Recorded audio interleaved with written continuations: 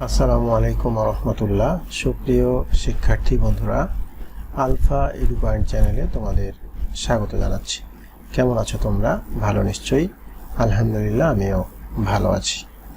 আজ আমি তোমাদের চতুর্থ শ্রেণীর গণিত বিষয়ের তোমাদের মূল বইয়ের 20 পৃষ্ঠার অঙ্কগুলো সমাধান করে দেখানোর চেষ্টা করব ইনশাআল্লাহ। এর পূর্বের ভিডিওতে আমি 19 পৃষ্ঠার অঙ্কগুলো সমাধান করে দেখিয়েছিলাম। আশা করি তোমরা সেই ভিডিওটি দেখেছো এবং অঙ্কগুলো বুঝতে পেরেছো। আর যারা নতুন তারা আমার চ্যানেল থেকে পূর্বের ভিডিওগুলো দেখে আসতে পারো, তাহলে তোমাদের জন্য বুঝতে সুবিধা হবে। আর নিয়মিত ভিডিও পেতে আমার চ্যানেলটি সাবস্ক্রাইব করে বেল আইকনটি অন রাখতে পারো, তাহলে যখনই আমি নতুন কোনো ভিডিও আপলোড দিব তখন তুমি এর নোটিফিকেশন পেয়ে যাবে। আর যারা অলরেডি সাবস্ক্রাইব করেছো তাদেরকে অসংখ্য ধন্যবাদ। প্রিয় শিক্ষার্থী বন্ধুরা, আমরা আজকে 20 পৃষ্ঠা দেখব। তো 20 পৃষ্ঠায় এখানে দেখো লেখা আছে যে দেখি পারি কি না, অর্থাৎ এই সমস্যাগুলো আমাদের সমাধান করতে হবে এবং আমরা চেষ্টা করব যে এই সমস্যাগুলো সমাধান করতে পারি কি না। তো 1 নম্বরে দেখো এখানে লেখা আছে নিচের সংখ্যা কার্ড দিয়ে বৃহত্তম ও ক্ষুদ্রতম সংখ্যা তৈরি করে কমা বসায়। আচ্ছা, তো এখানে বলা হচ্ছে যে নিচের সংখ্যা কার্ড দিয়ে বৃহত্তম ও ক্ষুদ্রতম সংখ্যা তৈরি করে কমা বসায়। আমরা প্রথমে জানবো যে বৃহত্তম সংখ্যা এবং ক্ষুদ্রতম সংখ্যা কিভাবে তৈরি করে। এইখানে যে কার্ডগুলো আছে অর্থাৎ সংখ্যা কার্ড, সবচাইতে বড় যে সংখ্যাটা সেই সংখ্যাটা প্রথমে, তারপরে যেটা ছোট, তারপরে এইভাবে ধারাবাহিকভাবে বড় থেকে ছোট আকারে লিখলে কি হবে? বৃহত্তম সংখ্যা হবে। আর ক্ষুদ্রতম সংখ্যা লেখার সময় শুধু বিপরীতভাবে অর্থাৎ ছোট থেকে বড় আকারে সাজিয়ে লিখতে হবে। কিন্তু এখানে দেখো শূন্য আছে, যদি শূন্য থাকে তাহলে সবচাইতে ছোট হলো শূন্য, তারপরে 1, 1-এর পরে আমরা শূন্য দিব, বাকি ছোট থেকে বড় আকারে লিখলেই এই ক্ষুদ্রতম সংখ্যা হয়ে যাবে। তো যাই হোক, এখন আমরা যদি এখানে এই ক্ষুদ্রতম বৃহত্তম সংখ্যা আগে লিখি, তাহলে বৃহত্তম সংখ্যা এখানে দেখো সবচেয়ে বড় কি 8, তাহলে আমরা এখানে দিব 8, তারপরে কি 7, হলো 7, এরপরে হলো 5, এরপরে হলো 5, তারপরে হলো 4, তারপরে 3, তারপরে হলো 1, তারপরে হলো 0। কার্ড কয়টা আছে? 1 2 3 4 5 6 7টা, 1 2 3 4 5 6 7টা লেখা হয়েছে। বৃহত্তম সংখ্যা তৈরি হয়েছে। এখন তৈরি করে কমা বসাতে বলছে। যখন শুধু বলবে কমা বসাতে, তখন আমরা দেশীয় যে পদ্ধতি শিখেছি সেই পদ্ধতিতে আমরা এটা কমা বসাবো। তোমরা জানো আমরা এর আগে কিন্তু দেশীয় এবং আন্তর্জাতিক পদ্ধতি দুটাই শিখেছি। যখন শুধু বলবে যে কমা বসাও, তখন আমরা দেশীয় পদ্ধতিতে কমা বসাবো। যদি বলে আন্তর্জাতিক পদ্ধতিতে কমা বসাও, তখন আমরা আন্তর্জাতিক পদ্ধতিতে কমা বসাবো। তো এখানে বলছে কমা বসাই, অর্থাৎ কমা বসাইতে বলছে। তাহলে প্রথমে কি ডান দিক থেকে 3 ঘর পর একটা কমা, তারপরে 2 ঘর পর পর এই 2 ঘর, তারপরে তো এদিকে আর নাই। তাহলে এটা যদি আমরা পড়তে চাই, দেখো 87,54,310, 87,54,310, এটা হলো বৃহত্তম সংখ্যা। এরপরে বলছে ক্ষুদ্রতম সংখ্যা। তো ক্ষুদ্রতম সংখ্যা আমরা ছোট থেকে বড় আকারে লিখব। তার মানে যদি আমরা শূন্যটা আগে দিই তাহলে কিন্তু হবে না, আমাদের এই 1টাকে আগে দিতে হবে, অর্থাৎ শূন্য দিলে তো কোনো সংখ্যা তৈরি হবে না। এই জন্য প্রথমে দিব 1, তারপরে 0, তারপরে 3, তারপরে 4, তারপরে 5, তারপরে 7, তারপরে 8। এটি হলো ক্ষুদ্রতম সংখ্যা। তাহলে বৃহত্তম সংখ্যা এবং ক্ষুদ্রতম সংখ্যা আমরা তৈরি করলাম, কমা বসাইতে বলছে।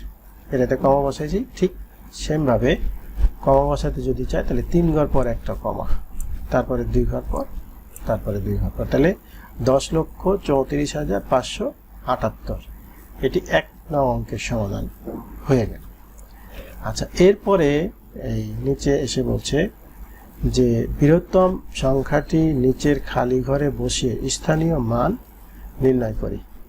আচ্ছা দেখো, বৃহত্তম সংখ্যা, তাহলে বৃহত্তম সংখ্যা কোনটা ছিল? এইটা। কয়টা সংখ্যা ছিল? 1 2 3 4 5 6 7টা। 1 2 3 4 5 6 7টা ঘর আছে। তাহলে আমরা এদিক থেকে লিখব এই 0, তারপরে হলো 1, তারপরে হলো 3, এই 3, তারপরে লিখব হলো 4, তারপরে লিখব 5, তারপরে লিখব 7, তারপরে লিখব 8। তাহলে এই কি বলছে? খালি ঘরে সংখ্যা বসে স্থানীয় মান নির্ণয় করতে বলছে। তাহলে সংখ্যা লিখলাম, এখন স্থানীয় মান লিখতে বলছে। তাহলে স্থানীয় মানটা কি?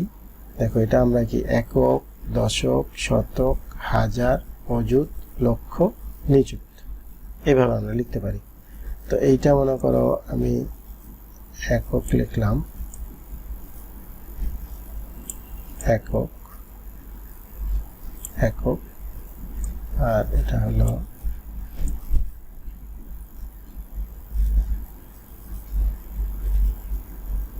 দশক, তারপরে হলো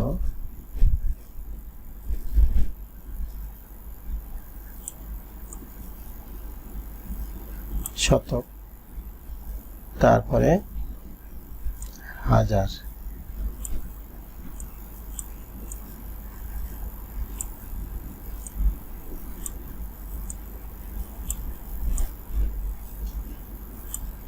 হলো হাজার, তারপরে হলো অযুত,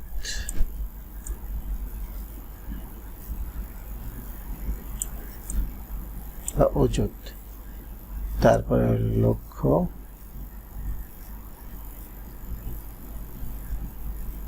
লক্ষ, এরপরে হলো নিযুত।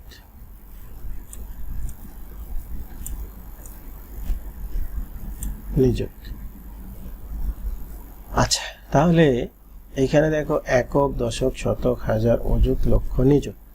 এই যে তোমরা জানো, এইটা এই হাজার এবং অযুতের ঘরটাকে একসাথে কি বলে? এই এই এই দুটাকে একসাথে হাজারের ঘর বলে, আর এই দুটাকে একসাথে লক্ষর ঘর করতে হয়। অর্থাৎ এই দুটাকে একসাথে লক্ষ, আর এটাকে হলো হাজার।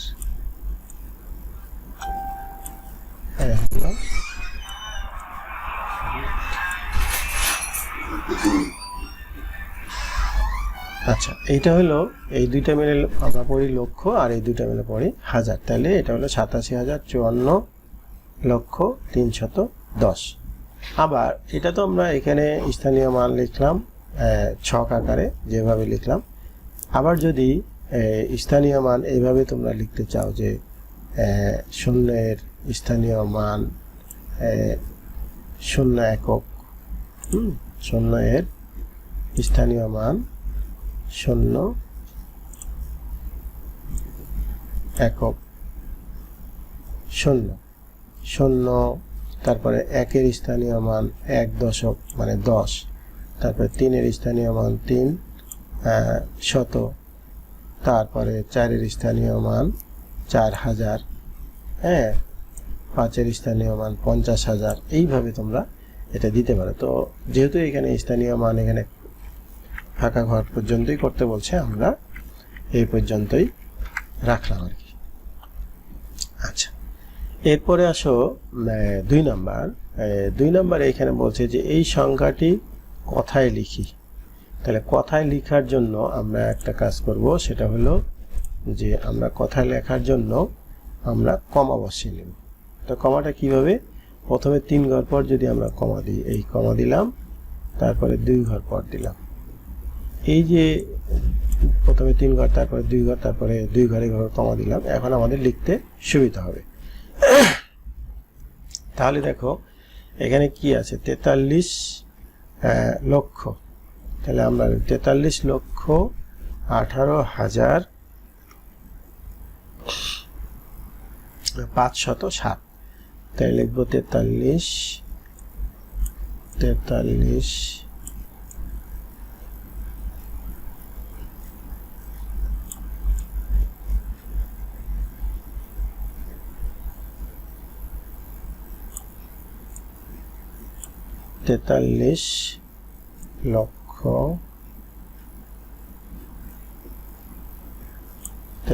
লক্ষ 18,507।